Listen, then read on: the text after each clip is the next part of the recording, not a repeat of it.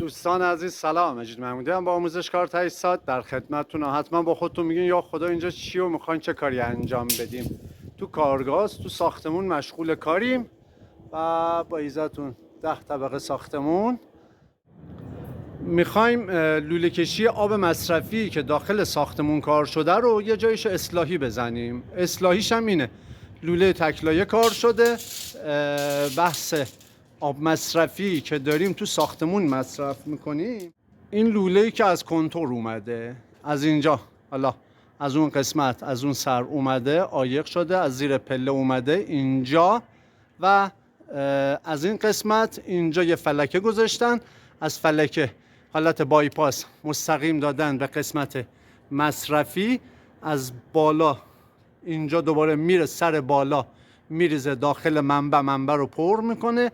منبع چون فلوتر نداره با این فلکه و این فلکه کنترل میشه، البته پرکنش با این کنترل میشه و اینم که سر خروجیشه، از اینجا میاد آب میره برای بحث مصرف کردن. گفتیم بایپاس هم یعنی آب ورودی داره میاد، این فلکه که بسته باشه آب میره بالا، میرزه داخل منبع و به وقت نیاز دوباره از این سمت مصرف میشه. اما اگر خواستیم آب رو مستقیم از شهری مصرف کنیم، این فلکه باز باید باشه مجدد و این فلکه رو میبندیم. ناگفته نماند اون سر باید شیر یک طرفه داشته باشه که آب به داخل بر نگرده در حینه که استفاده داریم میکنیم. همین حالاش.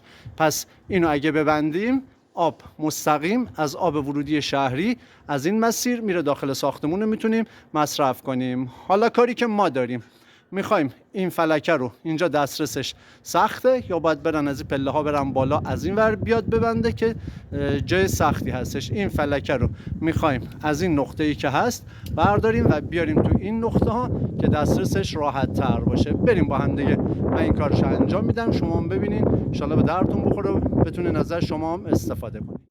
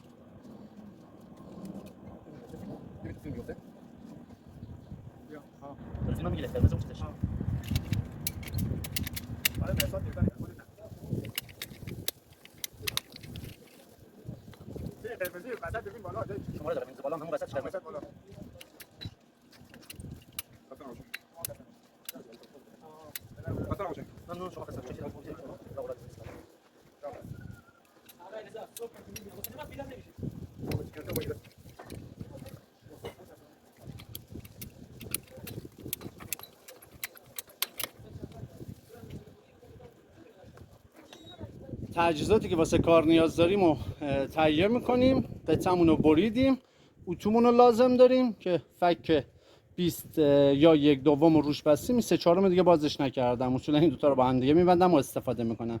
این اتومون روشن، باید بزنیم به برق که روشن شه. دوتا المنت میزنیم و ترموستات رو میچرخونیم، درجه‌ام افتاده. این چراغ که روشن شد یعنی داره گرم میکنه. بریم بزنیم به برق و آماده کار شیم.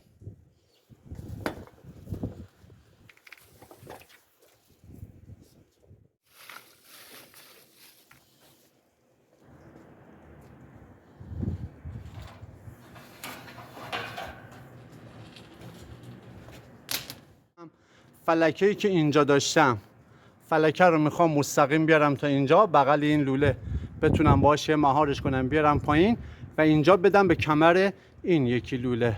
یه قطعه باید واسه اون حاضر کنم، فلکه رو اینجا بذارم با یه سراح اینجا با یه زانو به این قفلش کنم که میخوام الان اینا رو درست کنم. این تیکرم همینجا، این تیکرم که همینجا بریدیم یه دونه بوشن میزنم. شرط کاری سخت ولی بالاخره باید اجراش کنیم.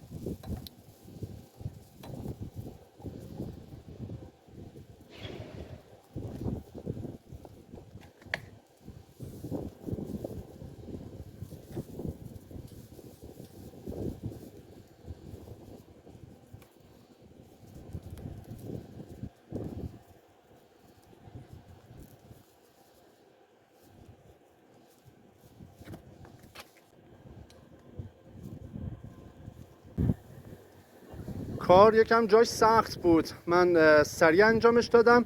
جایی واسهتون سوالی پیش اومد تو کامنت ها بنویسین، سعی میکنم در اولین فرصت جوابتون رو بدم. آقا رضا دوست و همکارمون زحمت میکشن فلک اصلی رو که از اونجا باز کردن. حالا اینه که فلک هم افتتاحیه‌اش رو میزنه آقا رضا و بریم چک کنیم ببینیم چه اتفاقی داره میفته. این از مجموع کاری که انجام شد. دیگه لازم نیست بنده خدا هر روز این پله ها بیا بالا، اینجا حالت سرازی رو به پایین مجبور بود قاز بیاره این فلکه رو اینجا ببنده. فلکه رو واسه آوردیم پایین اینجا و یا از الان دیدین دیگه همون پایین خودش افتتاحیه‌اش هم زد، اومد دوباره آب تو مدار و میاد داخل منبع. حالا صدا رو نمیدونم باده میشنوین یا نه، ولی این حالت منبع داره دوباره آب میشه. این هم از یک اصلاحی تو لوله های تکلایه که کارشو با هم دیگه انجام دادیم. امیدوارم به دردتون بخوره. سوالی واسهتون پیش اومد تو کامنت ها بنویسین، سعی میکنم در اولین فرصت جوابتون رو بدم. امیدوارم این کلیپ هم به دردتون خورده باشه. ممنون از که تماشا میکنید و با لایک و سابسکرایباتون حمایت هم میکنید. موفق باشید.